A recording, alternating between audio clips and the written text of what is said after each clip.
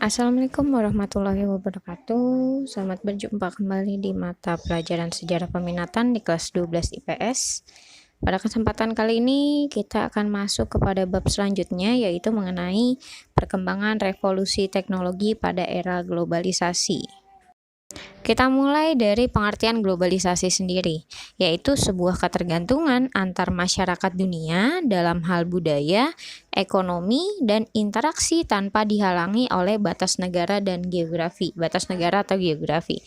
Ketergantungan budaya di sini dimaksudkan adalah sebuah negara, kita anggap saja Korea Selatan, menjadi trendsetter sendiri terhadap gaya para remaja di Indonesia. Nah, budaya Korea sendiri ini menjadi salah satu hal yang menjadi ketergantungan bagi remaja di Indonesia, seperti halnya boy bandnya, girl bandnya, kosmetiknya, atau cara berpakaiannya. Kemudian seperti halnya ketergantungan budaya itu seperti halnya westernisasi, di mana masyarakat Indonesia cenderung lebih suka budaya yang ke barat-baratan dibandingkan dengan budaya timur atau budaya Indonesia sendiri. Nah, kemudian ketergantungan dalam hal ekonomi, Indonesia hanya sebagai negara penghasil bahan baku, sedangkan negara lain yang lebih maju mereka mengolah bahan baku yang dimiliki Indonesia kemudian dijual lagi kepada Indonesia ketika sudah menjadi barang jadi. Nah, ini dia yang dikatakan sebagai ketergantungan ekonomi antar negara. Nah, kemudian juga ada interaksi seperti yang kita tahu dengan ditemukannya telepon seluler. Komunikasi antar negara bisa dapat diciptakan. Yang tadinya komunikasi antar manusia dilakukan secara face to face, sekarang bisa dilakukan dalam jarak jauh. Misalnya si A menelepon temannya yang ada di Amerika, sedangkan si A ini ada di Jakarta. Kemudian kita masuk kepada revolusi teknologi, di mana revolusi teknologi ini mengalami perkembangan dan perubahan sejak warga Mesopotamia beralih dari masyarakat meramu menjadi bertani. Perubahan yang revolusioner terjadi pada revolusi industri Inggris abad ke-18, kemudian menyebar ke berbagai negara di Eropa. Dikatakan revolusioner karena membawa perubahan pada berbagai segi kehidupan manusia, mulai itu dari cara dan gaya hidup manusia dalam segala dimensinya. Nah, kemudian di sini juga berangkat dari definisi tersebut, harus dipahami juga bahwa teknologi lahir karena adanya kebutuhan mendesak dari manusia untuk memenuhi kebutuhan tertentu.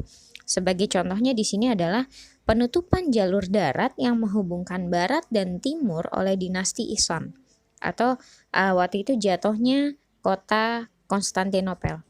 Nah, hal ini mendorong negara-negara Eropa, khususnya bangsa Portugis, berpikir keras bagaimana caranya agar perdagangan dengan dunia timur tetap berjalan.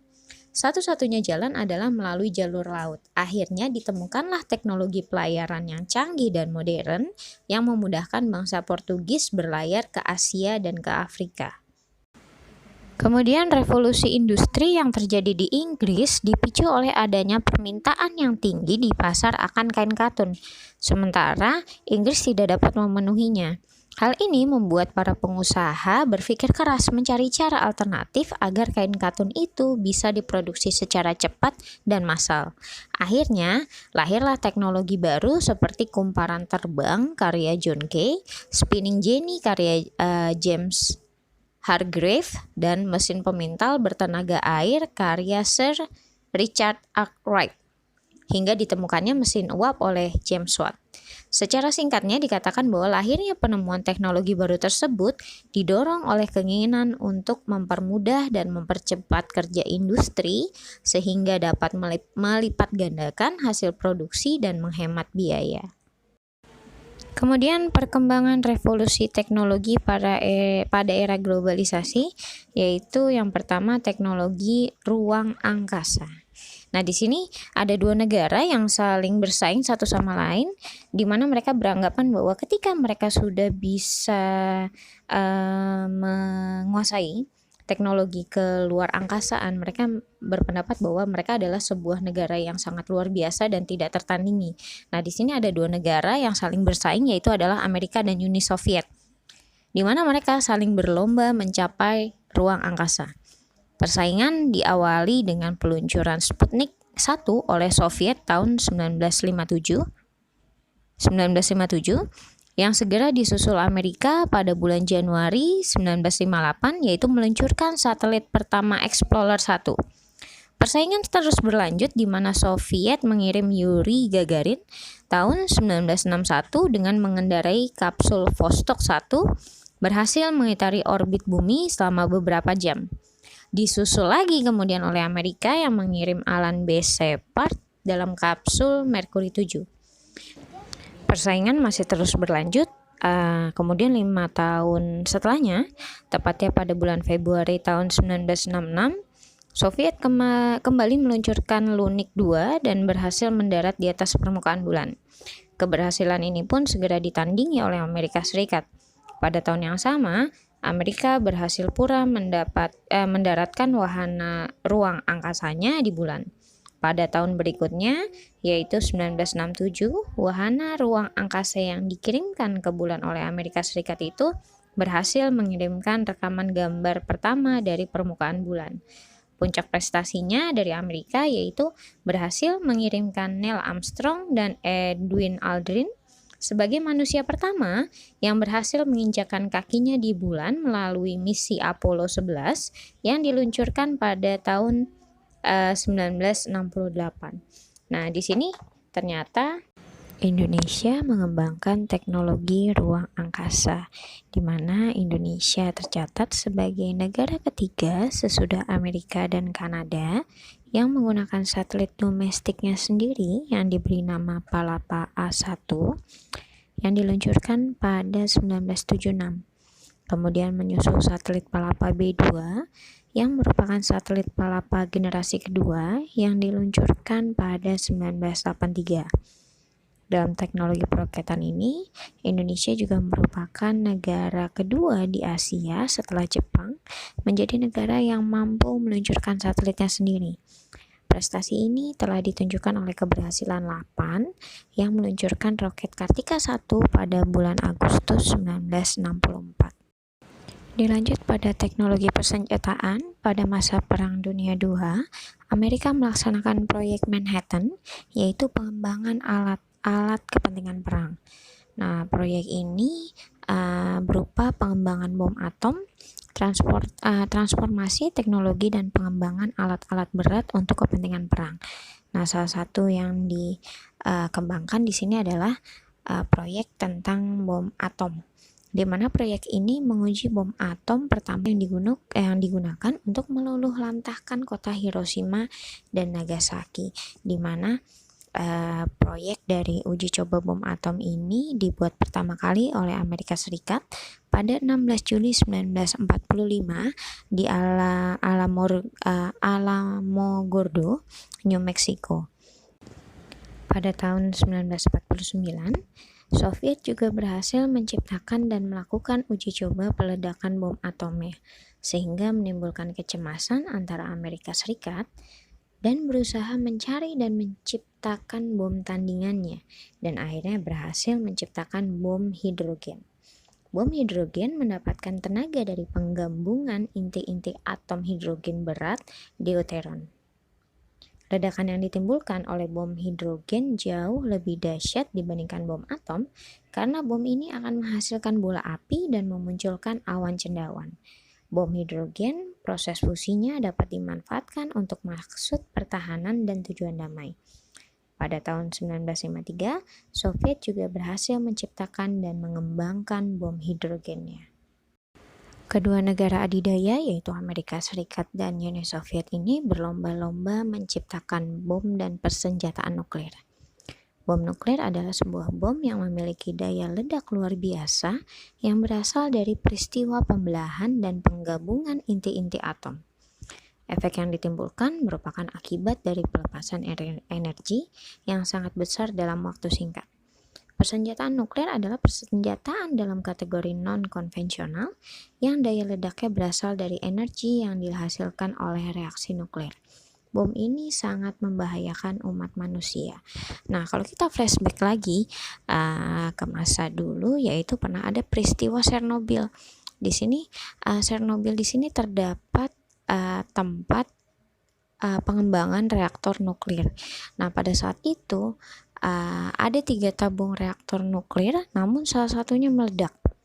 Nah, dari satu ledakan tabung reaktor nuklir ini saja sudah menghancurkan kota Chernobyl yang konon katanya tidak akan bisa kembali normal, dan sekalipun bisa kembali normal itu dalam jangka waktu 100 tahun lebih baru kota tersebut bisa normal kembali, karena akibat dari reaksi nuklir, akibat dari ledakan tersebut, kota tersebut menjadi kota mati, dan adapun makhluk hidup yang tinggal di kota tersebut notabene mereka mengalami kelainan genetik.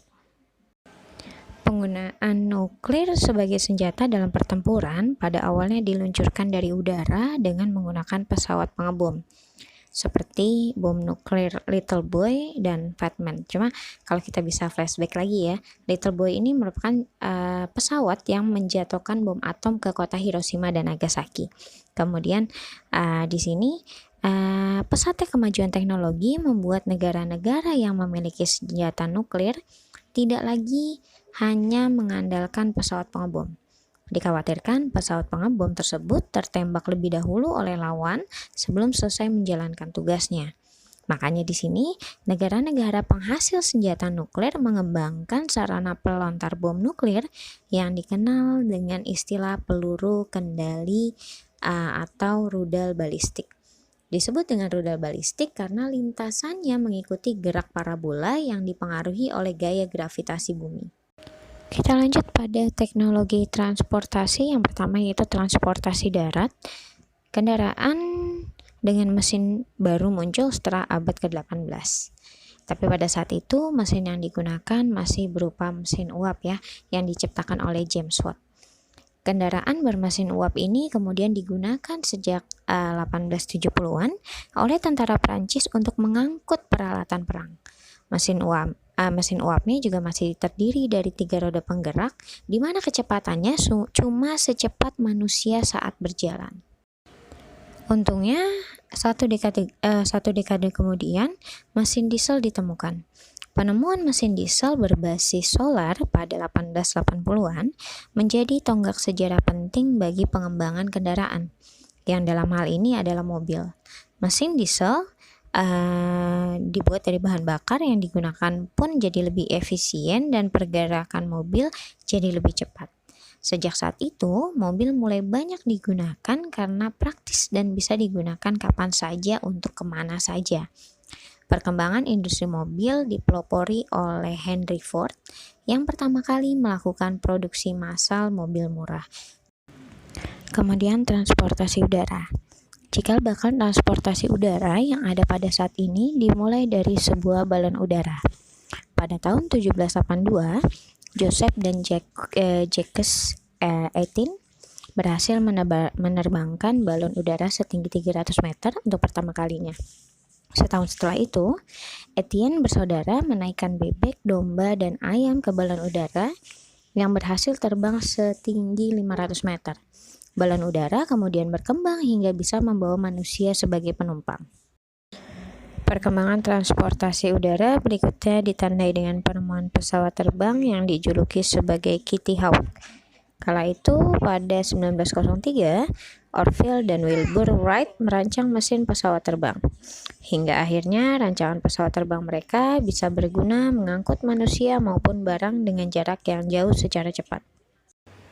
Belum puas dengan mesin pesawat yang dirancang Wright bersaudara, tepat pada tahun 1905, seorang insinyur bernama Henry Konda dari Rumania mengembangkan mesin pesawat jet. Prinsip kerja mesin jet yang diterapkan pada pesawat adalah menghisap udara dari bagian depan mesin dan mengeluarkannya dengan laju tinggi dari bagian belakang mesin. Barulah pada abad ke-20, pesawat berukuran besar seperti Airbus dan Boeing mulai digunakan untuk penumpang. Kemudian yang terakhir, transportasi air. Perkembangan transportasi air tidak lepas dari penemuan mesin uap oleh James Watt.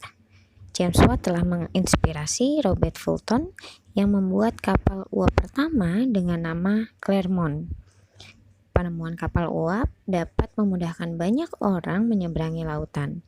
Selain kapal uap, ada pula kapal selam, yaitu kapal yang bergerak di bawah permukaan air yang umumnya untuk kepentingan militer. Sejarah kapal selam berawal sejak tahun 1500 Masehi dan mulai muncul pada abad ke-19. Penemu kapal selam adalah Cornelis Drebbel. Kemudian kapal selam mulai terkenal sejak digunakannya pada Perang Dunia Pertama. Untuk materi perkembangan teknologi di era globalisasi, saya cukupkan dulu sampai di sini. Sebagai tambahan materi yang terakhir yaitu terkait dengan teknologi komunikasi dan informasi, nanti kalian dapat saksikan di link YouTube yang akan saya sertakan di Google Classroom. Jika ada pertanyaan, silakan kalian tulis di kolom komentar yang nantinya mungkin akan kita bahas di pertemuan selanjutnya. Terima kasih. Wassalamualaikum warahmatullahi wabarakatuh.